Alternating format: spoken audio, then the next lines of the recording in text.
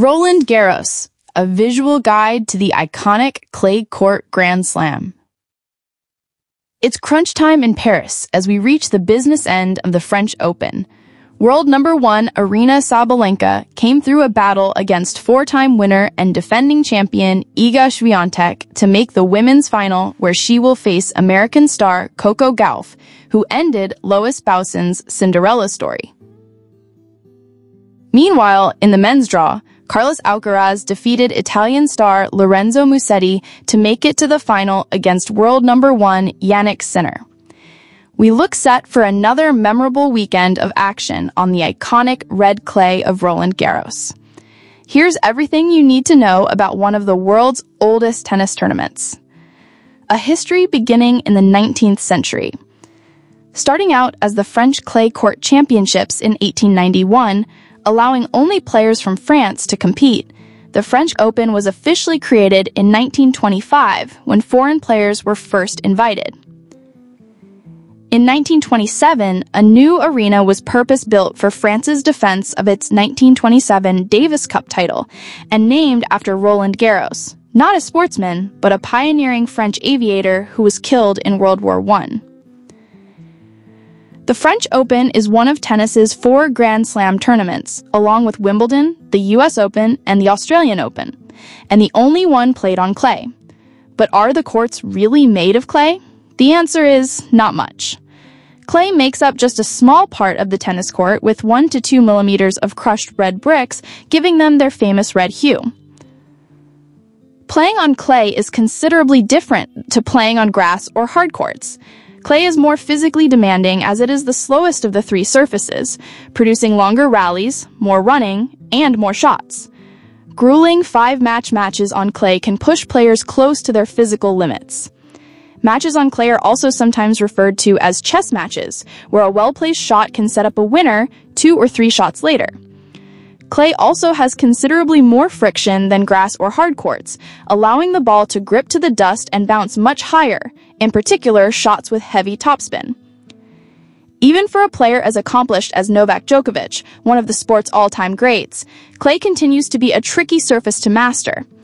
"It's a very demanding surface," Djokovic said after recently winning his first clay court match since completing the Golden Slam at the Paris Olympics. "We all know how tricky it is to play on clay.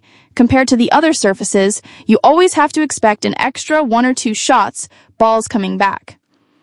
While Roland Garros is considered the pinnacle of the clay season, there are many other ATP, or Association of Tennis Professionals, and WTA, Women's Tennis Association, tournaments played on the red dust. This year, there are 18 tournaments scheduled to be played on clay in the ATP Tour, while the women will play 11 clay court tournaments in 2025. But hardcourt is still the most popular surface on both tours in 2025. Hardcourt is also favored by US players, as most of the American tournaments are played on that surface. While some smaller tournaments pay the male winner more than female players, all 4 Grand Slams offer equal prize money.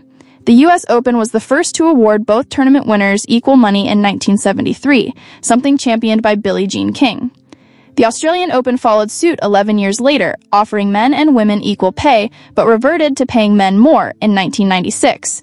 In 2001, they reversed course again and offered both men's and women's winners $440,000.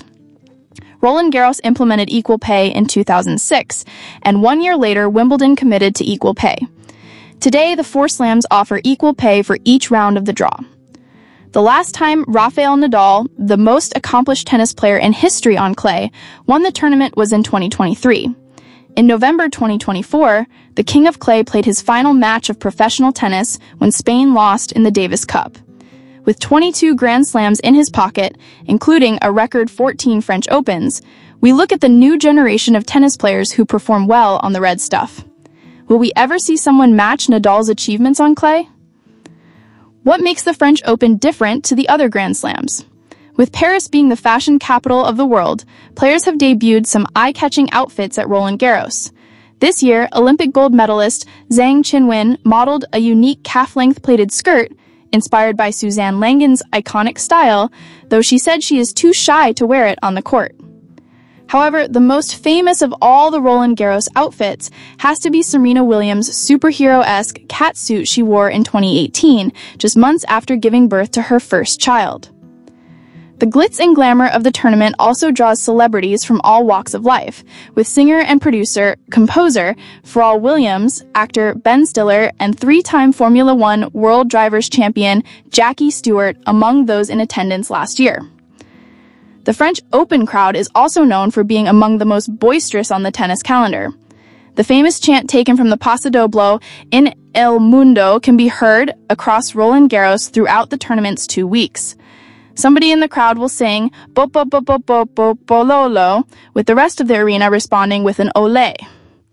We are guaranteed to see a brand new winner of the women's title, who will see their name etched in history this weekend, Sabalenka or Gauff. In the men's draw, can Alcaraz become the first man to go back-to-back since his idol Nadal in 2020, or will Sinner win his first French Open?